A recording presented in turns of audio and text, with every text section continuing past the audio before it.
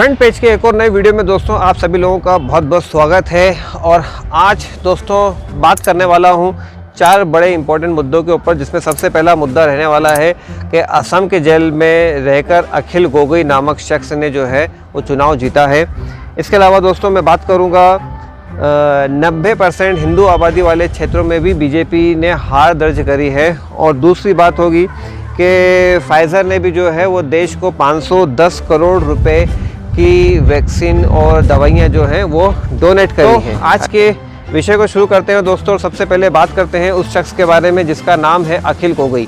और अखिल गोगोई दोस्तों वो शख्स है जो कि मोदी और शाह और पूरी भाजपा का जोरदार विरोधी रहा है। और अपने विरोध करने की वजह से उस शख्स को जेलों की सलाख के पीछे जाना पड़ा। और इनफैक्ट आपको मज़े की बात बता दूं दोस्तों कि इस शख्स ने जो चुनाव जीता है वो जेल के अंदर रहते हुए जीता है। और जिस शख्स को इसने चुनाव हराया है वो बीजेपी का उम्मीदवार है, जहां पे असम में बीजेपी सरकार बनाने वाली है, उसी राज्य की मैं बात कर रहा हूं। आपको बता दूं कि दोस्तों कांग्रेस के लिए हो सकता है कि वहाँ के जो नतीजे हैं वो इतने संतोषजनक ना रहे हों, लेकिन सरकार कोई भी बनाए, लेकिन हम बोलते हैं ना जिसे सत्य की जीत होती है। और सत्य की जीत में इस शख्स ने बाजी मार ली है और दिखा दिया है कि जेल के अंदर रहकर भी जो है उस शख्स ने लोगों के लिए उनके हक की आवाज़ उठाई थी। NRCA और CA के ख़िलाफ़ विरोध किया और काफ़ी मुखर आवाज़ रही अपने क्षेत्र की। और निर्दलीय चुनाव लड़ा इसने और चुनाव में जीत हासिल करी।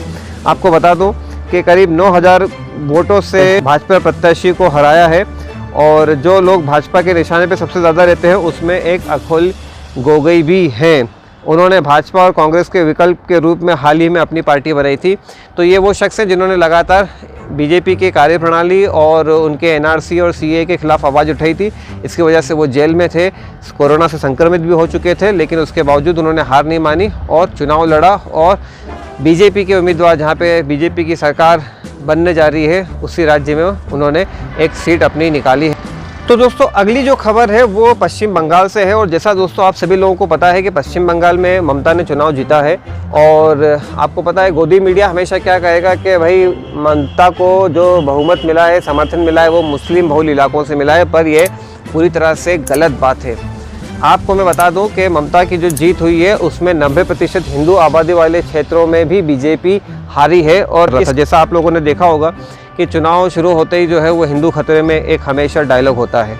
और इस गुलदस्ते का नाम हिंदुस्तान है, जहाँ पे हर धर्म के लोग जो है वो चैन सुकून अमन से रहते हैं और अपने अपने धर्मों के नियम कायदों का पालन करते हैं। लेकिन आपको पता है कि भाई चुनाव जीतने के लिए एन केन प्रकारेण जो है वो पार्टी विशेष अपने हर तजुर्बे का इस्तेमाल करती है, जिसका वो पहले भी इस्तेमाल करते चली आई थी। पर इस बार पासा पलटा और पश्चिम बंगाल में तो पूरी तरह से फेल हो गए, केरल में भी फेल हो गए। आप देखेंगे असम में भी जो है कांग्रेस को बहुमत तो नहीं मिला है, लेकिन फिर भी एक सशक्त विपक्ष के रूप में वो वहाँ पे नज़र आ रहे हैं। तो आप समझ लीजिए दोस्तों कि ये एजेंडा पूरा तरह से फेल हो गया, क्योंकि उन्होंने वहाँ पे जो ध्रुवीकरण की राजनीति करी और जिस तरह से धर्म के आधार पे बांटने की कोशिश करी वो पूरी तरह से फेल हो गए। और मैं आपको एक वीडियो में बताऊँगा कि एक बुज़ुर्ग इंसान जिन्होंने जाके पश्चिम बंगाल में जाके लोगों के बीच में जाके काम करा और लोगों को धर्म और जाति पे ना बंटने के लिए अपील करी, और उसका काफ़ी प्रभाव पड़ा और जिसका फ़ायदा जो है वो यकीनन चुनाव में TMC को भी हुआ। तो पहले आप उनको सुनिए। साथियों, आज 5 विधानसभा चुनाव के रिजल्ट आए हैं।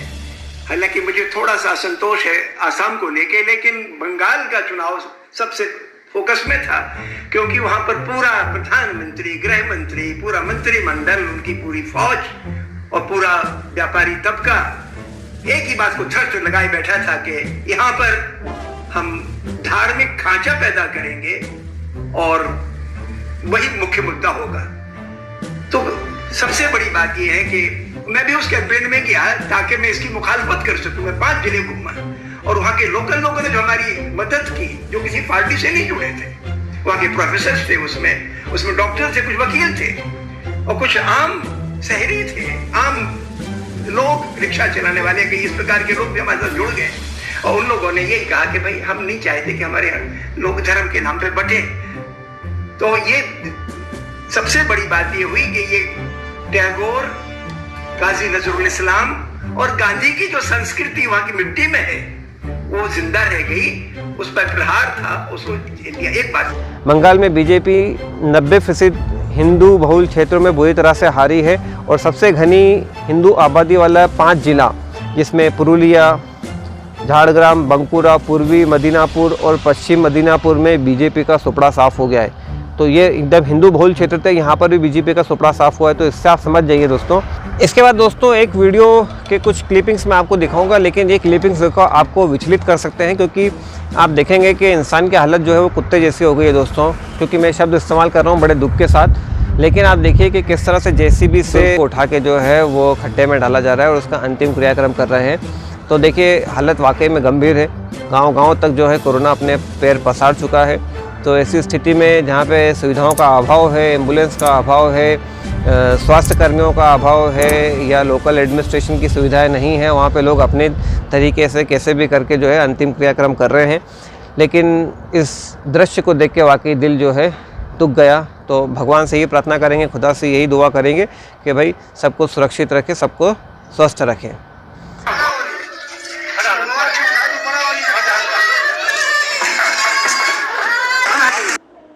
फिर मुलाकात होगी दोस्तों नए वीडियो के साथ में। अगर नए हो तो लाइक और सब्सक्राइब कर दो, और अगर हमारे व्यूवर्स हो तो लाइक का बटन दबा दो, शेयर कर दो, इन्फॉर्मेशन अच्छी लगी है। फिर मुलाकात होगी, तब तक के लिए जय हिंद।